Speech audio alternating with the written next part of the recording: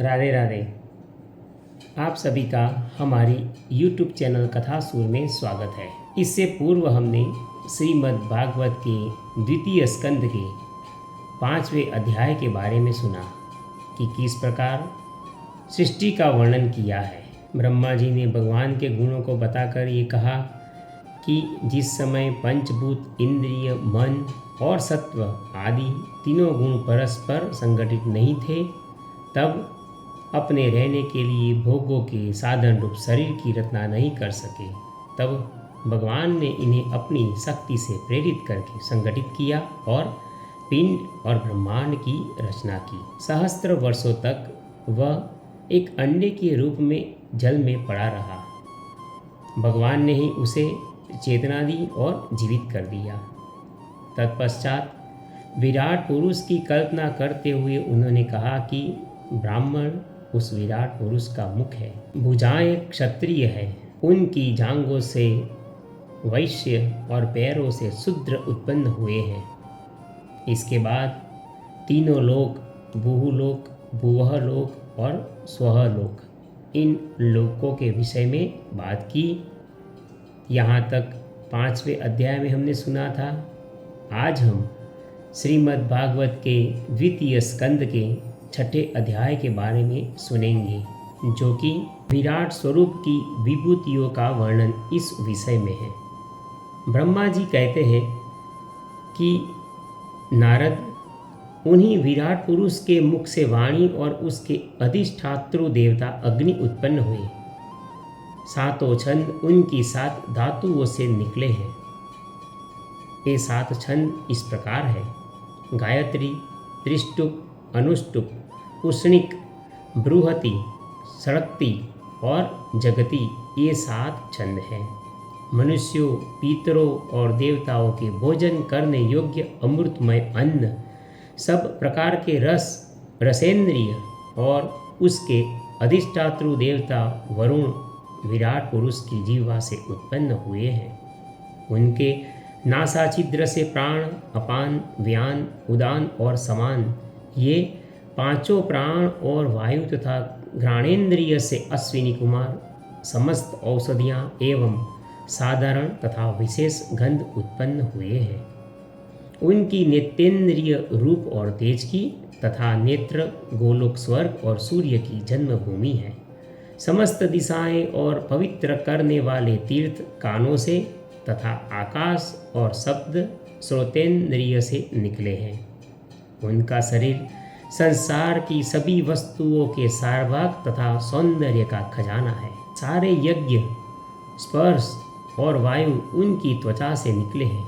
उनके रोम सभी उद्भिज पदार्थों के जन्म स्थान है, अथवा केवल उन्हीं के जिनसे यज्ञ संपन्न होते हैं। उनके केश, दाढ़ी, मूछ और नखों से मेघ, बिजली, शिला एवं लोहा आदि धातुएं तथा भुजाओं से प्रायः संसार की रक्षा करने वाले लोकपाल प्रकट हुए हैं। उनका चलना फिरना भूः, भुवः, स्वः तीनों लोकों का आश्रय है। उनके चरण कमल प्राप्त की रक्षा करते हैं और भयों को भगा देते हैं तथा समस्त कामनाओं की पूर्ति उन्हीं से ही होती है। विराट पुरुष का लिंग जल, वीर्य, सृष्टि, मेघ और प्रजापति का आधार है तथा उनकी जननेन्द्रिय मैथुन जनित आनंद का उद्गम है। नारद जी, विराट पुरुष की पायु इंद्रिय, यम, मित्र और मलत्याग का तथा बुधाद्वार हिंसा, निरुति, मृत्यु और नरक का उत्पत्ति स्थान है। उनकी पीठ से पराजय, अधर्म और अज्ञान, नाड़ियों से नद, नदी और हड्डियों से पर्वतों का निर्माण हुआ है। उनके उदर में मूल प्रकृति, रस नाम की धातु तथा समुद्र, समस्त प्राणी और उनकी मृत्यु समाई हुई है। उनका हृदय ही मन की जन्मभूमि है। नारद, हम, तुम, धर्म, सनकादि, शंकर, विज्ञान और अंतःकरण सब के सब उनके चित्त के आश्रित हैं। मैं तुम्हें कहाँ तक गिनाऊँ? तुम्हारे बड़े भाई सनकादि ऋषियों, शंकर, देवता, दैत्य, मनुष्य, नाग, पक्षी, राक्षस यक्ष, भूत प्रेत, सर्प, पशु, मृग, रेंगने वाले जंतु, गंधर्व, अप्सराएं, पीतर, सिद्ध, विद्याधर, चारण, वृक्ष और भी नाना प्रकार के जो जीव हैं, जो आकाश, जल या स्थल में रहते हैं, ग्रह, नक्षत्र, तारे, बिजली, बादल, ये सब के सब विराट पुरुष ही है। यह संपूर्ण विश्व जो कुछ कभी था, है या होगा, सबको वह घेरे हुए है और उसके अंदर यह विश्व उसके केवल 10 अंगुल के परिमाण में ही स्थित है। यहाँ पर ब्रह्मा जी जो कहना चाहते थे वो हम साधारण मनुष्य इस प्रकार उसे कह सकते हैं कि हृदय हम डॉक्टर्स के ऑपरेशन के द्वारा हम खोल के देख सकते हैं कि ये हृदय है, लेकिन मन को हम नहीं देख सकते। साधारणतः ये कहा जाए कि आपके पास ये जो मोबाइल है ये हार्डवेयर है और उसके अंदर जो एप्लीकेशंस या ओएस है वे सब सॉफ्टवेयर है। ठीक उसी प्रकार हृदय जो हमारा है वह हार्डवेयर है और हमारा मन है वह इस शरीर का सॉफ्टवेयर है जिसे हम देख नहीं सकते। यहाँ पर श्री ब्रह्मा जी भगवान के हृदय एवं मन की बात करके कहते हैं कि इनमें जो भेद है वो साधारणतः हम मनुष्य भी नहीं जान सकते। हम डॉक्टर्स जब हृदय को खोलकर हमें दिखा सकते हैं और हम उसे देख सकते हैं, किंतु मन को हम देख नहीं पाते। ठीक उसी प्रकार कि जैसे हमारा जो मोबाइल है वह हार्डवेयर है और वह जिस नेटवर्क के आधार पर चलता है, जिस टेक्नोलॉजी के आधार पर चलता है वो हमें दिखाई नहीं देती, वो उसके अंदर का जो सॉफ्टवेयर है उसकी वजह से हम उसे नहीं देख सकते, लेकिन वो चलता उसी की वजह से ही है। ठीक उसी प्रकार हृदय और मन के विषय में है। यहाँ पर और एक शब्द आया कि ये जो सारा विश्व है वह सिर्फ उन विराट पुरुष यानी कि भगवान के केवल 10 अंगुल के परिमाण में ही स्थित है। ये 10 अंगुल का परिमाण क्या है, इसके विषय में हमारे शास्त्रों में इसका वर्णन किया गया है। वे भी बहुत ही सुनने के लिए रसप्रद है।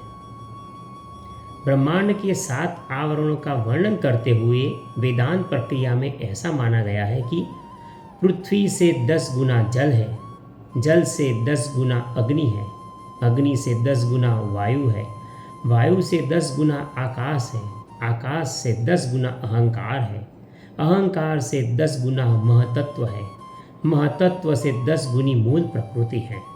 वही प्रकृति भगवान के केवल एक पाद में है। इस प्रकार भगवान की महत्ता प्रकट की गई है। यह दशांगुल न्याय कहलाता है। यही परिमाण है कि जिसे 10 अंगुल न्याय कहते हैं। ब्रह्मा जी कहते हैं कि नारद जी जरा सोचो, संपूर्ण लोक भगवान के एकमात्र पाद मात्र में यानी कि अंश मात्र में ही है तथा उनके अंश मात्र लोकों में समस्त प्राणी निवास करते हैं।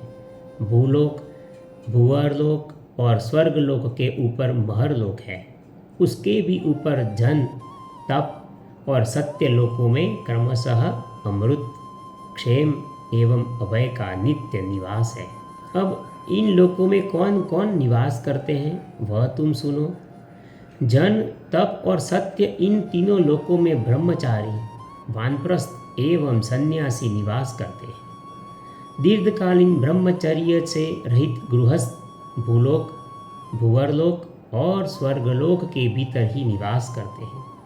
शास्त्रों में 2 मार्ग बतलाए गए हैं, एक अविद्या रूप कर्म मार्ग जो सकाम पुरुषों के लिए है और दूसरा उपासना रूप विद्या का मार्ग जो निष्काम उपासकों के लिए है। मनुष्य दोनों में से किसी एक मार्ग का आश्रय लेकर भोग प्राप्त कराने वाले दक्षिण मार्ग से अथवा मोक्ष प्राप्त कराने वाले उत्तर मार्ग से यात्रा करता है, किंतु पुरुषोत्तम भगवान दोनों के ही आधारभूत हैं।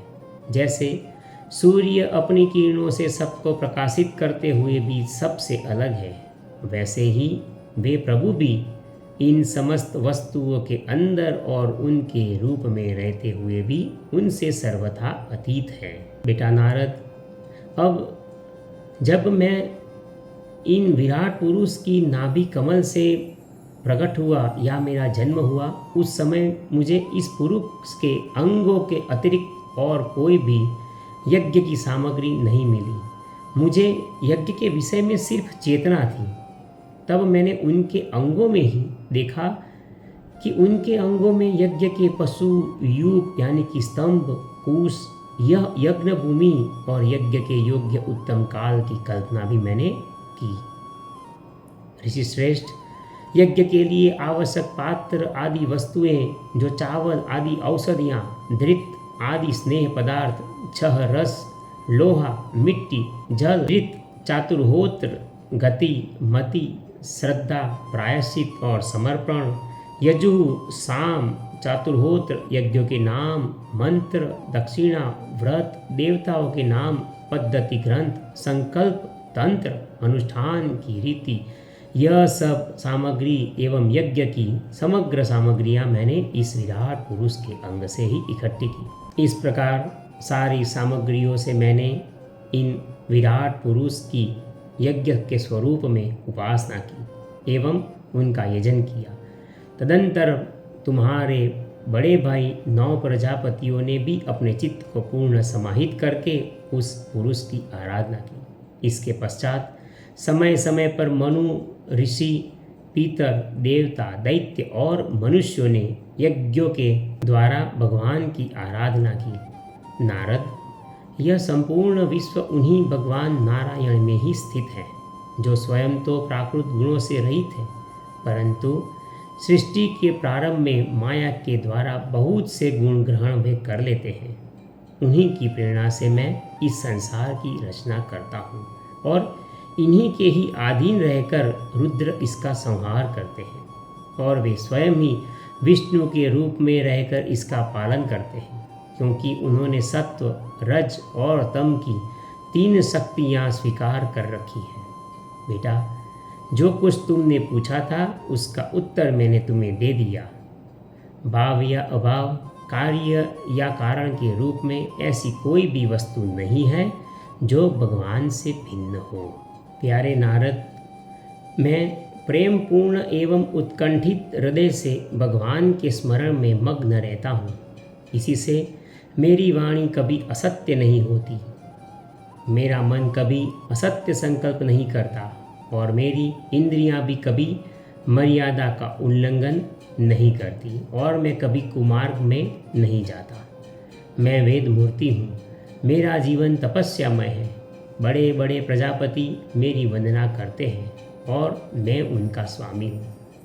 पहले मैंने बड़ी निष्ठा से योग का सर्वांग अनुष्ठान किया था, परंतु मैं अपने मूल कारण परमात्मा के स्वरूप को नहीं जान सका।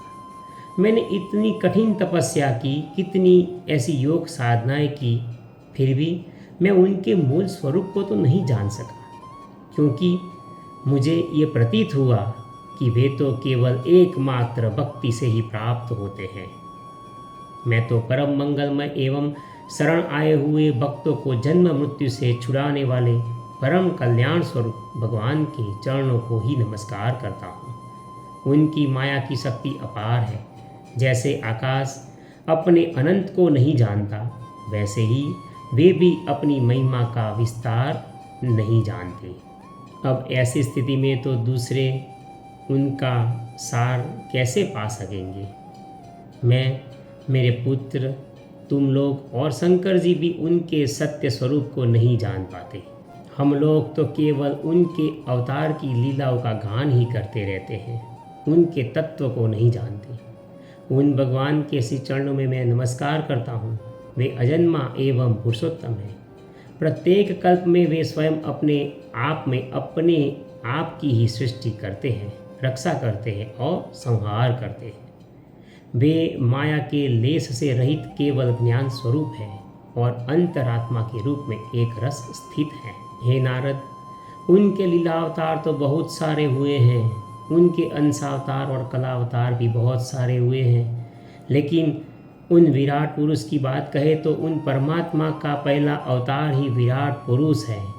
उसके सिवा काल, स्वभाव, कार्य, कारण, मन, पंचभूत, अहंकार, तीनों गुण, इंद्रियां, ब्रह्मांड, शरीर, उसका अभिमानी, स्थावर और जंगम जीव, सब के सब उन अनंत भगवान के ही रूप हैं। मैं, शंकर, विष्णु, दक्ष आदि ये प्रजापति, तुम और तुम्हारे जैसे अन्य भक्तजन, स्वर्गलोक के रक्षक, पक्षियों के राजा, मनुष्य लोक के राजा, नीचे के लोकों के राजा, गंधर्व, विद्याधर और चारणों के अधिनायक, यक्ष, राक्षस, सांप और नागों के स्वामी, महर्षि, पितृपति, दैत्येंद्र, सिद्धेश्वर, दानवराज और भी प्रेत, पिशाच, भूत, कुष्मांड, जल जंतु, मृग और पक्षियों के स्वामी एवं संसार में और भी जितनी वस्तुएं ऐश्वर्य, तेज, इंद्रिय बल, मनोबल, शरीर बल या क्षमा से युक्त है अथवा जो भी विशेष सौंदर्य, लज्जा, वैभव तथा विभूति से युक्त है एवं जितनी भी वस्तुएं अद्भुत वर्ण वाली, रूपवान या अरूप हैं, वे सब के सब परम तत्व में भगवद स्वरूप पुरुष ही है। नारद, इनके सिवा परम पुरुष परमात्मा के परम पवित्र एवं प्रधान लीलावतार भी हुए हैं और शास्त्रों में भी इसका वर्णन किया गया है। उनका मैं क्रमशः वर्णन करता हूँ। उनके चरित्र सुनने में बड़े ही मधुर एवं श्रवणेन्द्रिय के दोषों को दूर करने वाले हैं। तुम सावधान होकर उनका रस लो। यहाँ तक श्रीमद् भागवत के द्वितीय स्कंद का 6ठा अध्याय विराम लेता है। इस प्रकार नारद जी को उनके प्रश्नों के उत्तर विस्तृत रूप से ब्रह्मा जी समझाने का प्रयास करते हैं एवं ज्ञान की वाणी से उनके कानों में मधुर रस डालते हैं और वे कहते हैं कि ये जो तुम शब्द सुनते हो, वे जितने भी शब्द हैं, इनके जितने भी अर्थ हैं, वे सब के सब उन विराट पुरुष में ही समाहित है। तुम जो सोचते हो, जो हुआ था, जो हो रहा है और जो होने वाला है, वह सब भी उन काल पुरुष, उन विराट पुरुष में ही समाहित है। इस प्रकार भगवान के इस विराट पुरुष के दर्शन मात्र से ही ब्रह्मा जी ने सारे गुण प्राप्त कर लिए थे और वे प्रसन्न हो गए थे और उनको परम शांति का अनुभव हुआ था। ऐसा प्रतीत करा के उन्होंने श्री नारद जी से यह कहा। यहाँ पर श्रीमद् भागवत के द्वितीय स्कंद का 6ठा अध्याय विराम लेता है। अगले वीडियो में हम देखेंगे कि ब्रह्मा जी श्री नारद जी को भगवान के लीलावतारों की कथा कैसे सुनाते हैं, कि भगवान ने किस किस समय पर कौन कौन से रूप में अवतार धारण करके लीलाएं की थी। ऐसी मधुर कथा श्री ब्रह्मा जी नारद जी को सुनाते हैं। आप सभी से नम्र निवेदन है कि कृपया आप हमारे वीडियो को लाइक कीजिए और हमारी YouTube चैनल कथासुर को सब्सक्राइब कीजिए। राधे राधे।